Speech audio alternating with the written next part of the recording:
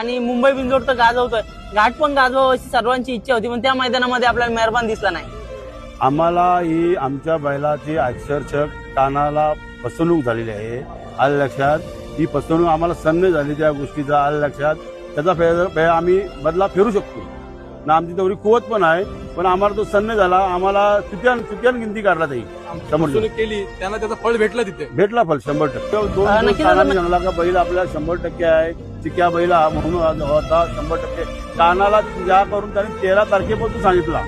मी ज्यावेळी त्यानंतर मी घोटकरांच्याकडे उठून गेलो बैलाबद्दल, पण घोटकराही काही ढकलला, तो चिक्या बैलावर ढकलला. तर चिक्या जर बैल कॅन्सल होत असेल तर आम्ही तुम्हाला मेहरबानी द्यायला तयार आहे. पण ते एकमेकावर ढकलायला लागलं तर ठीक आहे, त्यांचा बैल आहे, त्याच्याबद्दल आम्ही काय बोलू शकत नाही. आमचा बैल आम्ही त्याच्यामुळं काढला नाही. कानाला बरं राहू दे, आपला बैल काय वांधा नाही, त्याच्यामुळे बैल आम्ही काढला नाही. दादा कुठून